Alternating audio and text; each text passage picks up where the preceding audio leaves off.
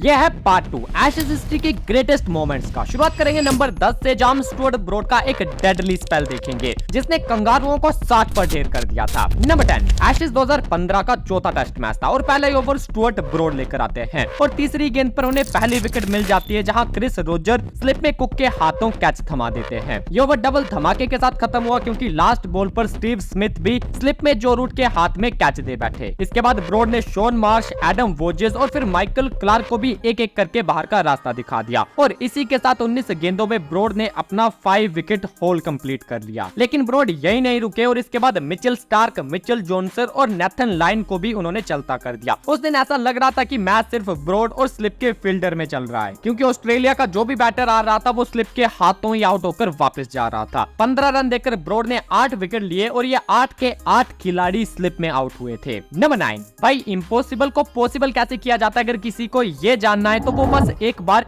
इस हेडिंगली वाले मैच को देख लो, क्योंकि बेन स्टोक्स के इस चेज को इम्पॉसिबल चेज भी कहा जाता है। जब बेन स्टोक्स बैटिंग करने के लिए आए तो उनका वेलकम इस हेलमेट क्रशर से होता है। बता दूं कि इंग्लैंड लास्ट इनिंग में 359 का टारगेट चेज कर रही थी। बेन स्टोक्स के आने के थोड़ी देर बाद इंग्लैंड की सबसे बड़ी ताकत जो रूट आउट होकर चले गए। इसके बाद स्टोक्स और बेयरस्टो के बीच 86 रनों की पार्टनरशिप होती है, पर यहाँ से मैच टोटली पलट जाता है। हैजलवुड ने बेयरस्टो को 36 पर आउट कर दिया और फिर इंग्लैंड की इनिंग एकदम से कोलैप्स हो गई। 245 पर इंग्लैंड के 5 विकेट थे और 286 तक पहुंचते पहुंचते इंग्लैंड 9 विकेट्स गंवा चुकी थी। इंग्लैंड को यहाँ से 73 रन और चाहिए थे और ऑस्ट्रेलिया को बस 1 विकेट। बेन स्टोक्स जो कि अब तक एक एंड संभाल कर खड़े थे, यहाँ से टोटली उनका कारनेज देखने को मिलता है। स्टोक्स सीधा चौकों और छक्कों में डील कर रहे थे। जैक लीच का काम था स्टोक्स के साथ टिककर रहना, जो कि उन्होंने बखूबी किया। इस आखिरी विकेट के लिए 76 रन की पार्टनरशिप होती है जिसमें लीच ने सिर्फ 1 रन बनाया था, लेकिन उससे इंपॉर्टेंट था कि लीच ने 17 गेंदें सर्वाइव की थी। इस आइकॉनिक चौके के साथ स्टोक्स ने इस टारगेट को चेज कर लिया और ये बन गया एशेज ही नहीं बल्कि पूरी क्रिकेट हिस्ट्री का one of the greatest run chase. Number 8 Ashes में हुए इस कमबैक को अगर best comeback of cricket history भी कहा जाए तो वो गलत नहीं होगा। सब जानते हैं कि स्मिथ को बॉल टेम्परिंग के मामले में 1 साल के लिए क्रिकेट से बैन कर दिया था। ये बैन 2019 में खत्म हुआ और इसके बाद सीधा एशेज होने वाला था। स्मिथ को दोबारा टीम में एंट्री भी मिल जाती है, लेकिन क्राउड उनका वेलकम काफी रूडली करता है, जहां वो स्मिथ का रोने वाला मखौटा पहनकर और साथ में सैंड पेपर लेकर आए थे। और इंग्लैंड की 12वीं आर्मी की चैंटिंग तो भाई शांत से शांत खिलाड़ी को भी गुस्सा दिला सकती है, लेकिन स्मिथ जानते थे कि उनसे गलती हुई है और वो उसका जवाब मुंह से नहीं दे सकते। जवाब एक ही तरीके से दिया जा सकता है, जो कि अपने बैट से। स्मिथ ने जवाब दिया भी और पहले ही मैच की दोनों पारियों में सेंचुरीज जड़ दी। इस पूरी सीरीज में स्मिथ ने 2 सेंचुरीज और एक डबल सेंचुरी के साथ 3 50s जड़ दी और पूरी सीरीज में 110 की एवरेज के साथ 774 रन बनाकर दिखाया कि कमबैक ऐसे किया जाता है। नंबर 7 भाई, जहां तक मैंने एशेज देखा है मुझे एक तो 2005 में एंड्रयू फ्लिंटॉफ का स्पेल और 2019 में जोफ्रा आर्चर का स्पेल लाइफ टाइम तक याद रहेगा। 2019 के एशेज में जो बैटल आर्चर और स्मिथ की हुई थी वो तो किसी थ्रिलर मूवी से कम नहीं थी और जन्म हुआ था बैट और बॉल की एक ग्रेटेस्ट राइवलरी का। यह राइवलरी लॉर्ड्स में शुरू हुई, जहां आर्चर ने तेज बाउंसर से स्मिथ को हिलाकर रख दिया था। आर्चर स्टंप्स को नहीं बल्कि स्मिथ को टारगेट कर रहे थे और आर्चर की कई गेंदें स्मिथ की बॉडी पर जाकर लगी भी थी और एक गेंद तो ऐसी थी जो कि सीधा स्मिथ के सर पर जाकर लगती है। वो लगते ही स्मिथ जमीन पर गिर गए और ऑस्ट्रेलियंस को पुराने फ्लैशबैक याद आ गए। थोड़ी देर के लिए स्मिथ मूवमेंट भी नहीं कर रहे थे और थोड़ी देर बाद स्मिथ को होश आई तो वो दोबारा खड़े हो गए, लेकिन उन्हें आगे खेलने से रोक दिया गया और कंकशन के लिए स्मिथ को आधे में वापस जाना पड़ा। पर भाई साहब, स्टीव स्मिथ 1 साल का भूखा था, उसकी जान भले ही चली जाती लेकिन उसे रन बनाने थे। जब ऑस्ट्रेलिया की विकेट्स गिर गई तो स्मिथ वापस मैदान पर आए और आर्चर की पेस ने भले उन्हें बाहर ही छोड़ दी थी, लेकिन स्मिथ ने आर्चर के ईगो को खत्म किया था। पूरी सीरीज में स्मिथ ने आर्चर के अगेंस्ट 197 गेंदें खेली और 110 रन बनाए और आर्चर एक भी बार उन्हें आउट नहीं कर पाए। नंबर 6 अभी हमने बेन स्टोक्स की हेडिंगली मास्टर चेज की बात करी थी, लेकिन पता है इस रन चेज में और भी बहुत कुछ घटा था, जैसे कि जैक लीच की जल्दबाजी जो स्टोक्स की पूरी मेहनत पर पानी फेर सकती थी। इंग्लैंड को बस 2 रन चाहिए थे। स्टोक्स ने नेथन लाइन की बॉल पर रिवर्स स्वीप खेला और बॉल सीधा फील्डर के हाथ में जाता है। स्टोक्स का ध्यान बॉल की तरफ था, लेकिन वहीं दूसरे एंड से जैक लीच आधी पिच पार कर चुके थे। फील्डर ने जल्दी से बॉल नेथन लाइन की तरफ थ्रो करी और लीच को रन आउट करने का आसान सा मौका था, लेकिन इस प्रेशर में नेथन लाइन फंबल कर बैठे और बॉल उनके हाथ से छटक कर दूर चला गया और जैक लीच रन आउट होने से बाल बाल बच गए।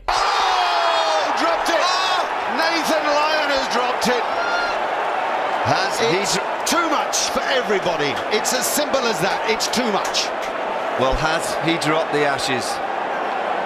यही नहीं, इसके बाद लाइन की ये बॉल स्वीप खेलते हुए स्टोक्स अपने पैड पर खा बैठते हैं। ऑस्ट्रेलियंस एलबीडब्ल्यू की अपील करते हैं लेकिन अंपायर नॉट आउट देता है। ऑस्ट्रेलिया के पास रिव्यू खत्म थे एंड गेस व्हाट, रिप्ले में देखा गया कि बेन स्टोक्स साफ साफ एलबीडब्ल्यू थे। और पता है थोड़ी देर पहले ऑस्ट्रेलिया ने ये रिव्यू बिना मतलब के गवा दिया था। नंबर 5, भाई कुछ भी कहो लेकिन टेस्ट मैचेस का मजा आज से 5 साल पहले ही आता था। जब से टेस्ट मैचेस में ये बेसबॉल का इंटेंट चला इसलिए मजा सही खत्म हो गया। नहीं तो पहले द्रविड़ और पुजारा जैसे खिलाड़ी अकेले 500 गेंदें खेल जाते थे और गेंदबाजों का दम निकल जाता था एक टीम को ऑल आउट करने में। वहीं आजकल टीमें 300 के स्कोर तक भी बड़ी मुश्किल से पहुंच पाती हैं। और पता है 1930 के एशेज में सर डॉन ब्रैडमैन ने कुछ ऐसा कर दिया था जो कि आज पूरी टीम के लिए करना भी आसान नहीं होता था। टेस्ट मैच की बात है, ऑस्ट्रेलिया ने पहले बैटिंग करी और सर ब्रैडमैन ने अकेले 334 रन बना दिए। लेकिन खास ये नहीं था कि 334 रन बना दिए, बल्कि इन रनों को बनाने के लिए उन्होंने सिर्फ 448 गेंदें खेली थी। और पता है ये रन उन्होंने सिर्फ एक ही दिन के अंदर बना दिए थे। नंबर 4, भाई जैसा कि हमने इस वीडियो के पार्ट 1 में बात करी थी कि एशेज इन दो देशों के बीच सिर्फ क्रिकेट सीरीज नहीं बल्कि जंग की तरह है और खिलाड़ी से खेलते भी जंग की तरह ही है। तभी तो कई मोमेंट्स ऐसे देखे जाते हैं जहां खिलाड़ी मरना पसंद करते हैं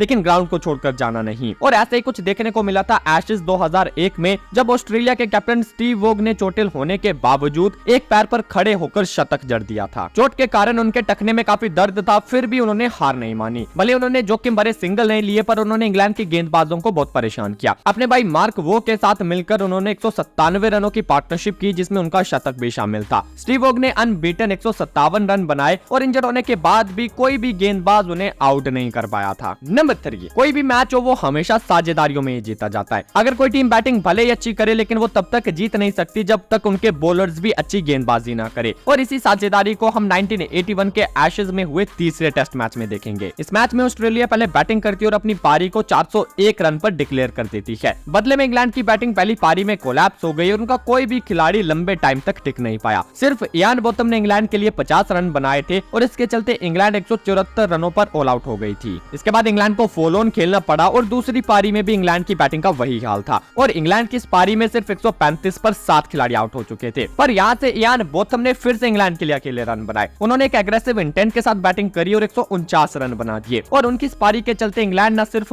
बड़ी हार से बची थी बल्कि उन्होंने ऑस्ट्रेलिया के आगे 130 रनों का टारगेट खड़ा कर दिया था। अब वैसे तो 130 का टारगेट कुछ खास नहीं था लेकिन जैसा कि मैंने कहा कि साझेदारियां मैच को हमेशा जितवा देती है और वही हमें यहाँ देखने को मिला। ऑस्ट्रेलिया जब 130 रनों का टारगेट चेस करने के लिए पिच पर उतरी तो वो पहले से अपनी जीत मान चुके थे लेकिन फिर इंग्लैंड के बॉलर बो विलिस ने जो स्पेल डाला उसने ऑस्ट्रेलिया के कॉन्फिडेंस को चूर चूर कर दिया। उन्होंने ऐसे गेंदबाजी की कि कोई भी कंगारू उनके सामने टिक ही नहीं पा रहा था। स्पेल में विलिस ने 43 रन देकर 8 विकेट निकाले और ऑस्ट्रेलिया को 111 पर ऑल आउट कर दिया और इंग्लैंड ने पहले तो फॉलो ऑन खेलते हुए बैटिंग से वापसी करी और फिर छोटे से टारगेट को अपनी जबरदस्त बॉलिंग से डिफेंड करके इस मैच को जीत लिया। नंबर 2, अब हम एक ऐसे मैच की बात करेंगे जो कि एशेज की हिस्ट्री में मेरा दूसरा सबसे फेवरेट मैच है। पहला कौन सा है वो आप कमेंट में गेस करना और जिसने भी सही गेस किया उसके कमेंट को मैं पिन करने वाला हूँ। और अभी मैं बात कर रहा हूँ साल 2005 एशेज के दूसरे टेस्ट मैच की। इंग्लैंड पहली पारी 407 पर ऑल आउट और ऑस्ट्रेलिया पहली पारी सिर्फ 308 पर ऑल आउट जिसके चलते इंग्लैंड ने 99 की लीड ले ली। लेकिन दूसरी पारी में ऑस्ट्रेलियन बॉलिंग अटैक ने इंग्लैंड को सिर्फ 182 पर ऑल आउट कर दिया और 99 लीड के चलते ऑस्ट्रेलिया को टारगेट मिला 282 का। लेकिन ऑस्ट्रेलिया की बैटिंग भी बिखरी हुई नजर आई। टॉप ऑर्डर भी फ्लॉप और मिडिल ऑर्डर भी फ्लॉप। ऑस्ट्रेलिया के 175 पर 8 विकेटें गिर चुकी थी और सारे मेन बैटर्स वापस पेविलियन जा चुके थे। लेकिन फिर हुआ एक लोअर ऑर्डर कमबैक। पहले शेन वॉन और ब्रेटली की पार्टनरशिप हुई और दोनों ने 9वें विकेट के लिए 45 रन जोड़ दिए पर फ्लिंटॉफ की यॉर्कर ने शेन वॉन को 42 के स्कोर पर हिट विकेट कर दिया।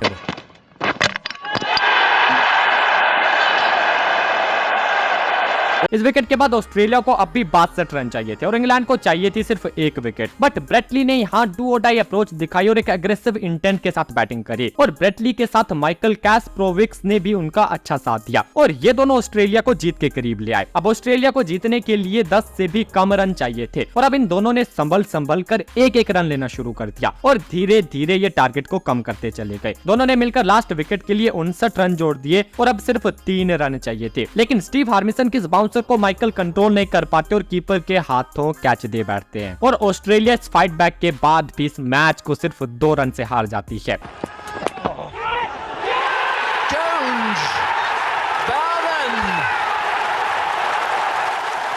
Kasparovich, the man to go, and Harmison has done a despair on the faces of the batsmen, and joy for every England player on the field. ये match सिर्फ अपने high thriller के लिए खास नहीं था, बल्कि एक और मोमेंट ने इसे खास बनाया था, जब हमें स्पोर्ट्समैन स्पिरिट का एक सबसे बड़ा एग्जांपल देखने को मिला था। इन दोनों टीम्स के खिलाड़ी भले एक दूसरे के सबसे बड़े राइवल्स हों, लेकिन खेल भावना सबको एक कर ही देती है। जैसे ऑस्ट्रेलिया की आखिरी विकेट गिरी थी, तो उसके बाद ब्रेटली काफी निराश दिखाई दिए थे, क्योंकि वो उस मैच को काफी दूर से यहाँ तक लेकर आए थे। और जब ब्रेटली निराश होकर वहीं पिच पर बैठ गए, तो इंग्लैंड के एंड्रयू फ्लिंटॉफ उनके पास गए और उन्हें कंसोल करने लगे, जो कि एशेज हिस्ट्री का one of the greatest moment था। To me is probably one of my most famous and moment now where Andrew Flintoff told me, with those kind words, and that's the spirit of cricket. So number 1, अब तक हमने Ashes के बहुत से amazing moments देख लिए, लेकिन क्या आपको ये पता है कि एशेज को एशेज क्यों कहा जाता है? वेल, अगर नहीं तो मैं आपको बता दूं कि जैसे इंसान के मरने पर उसकी अस्थियों को ले जाया जाता है, उसी तरह जो टीम एशेज जीतती है वो भी इस ट्रॉफी के अंदर अस्थियों की राख लेकर जाती है। अब वो राख किसकी होती है, ये सब कैसे शुरू हुआ,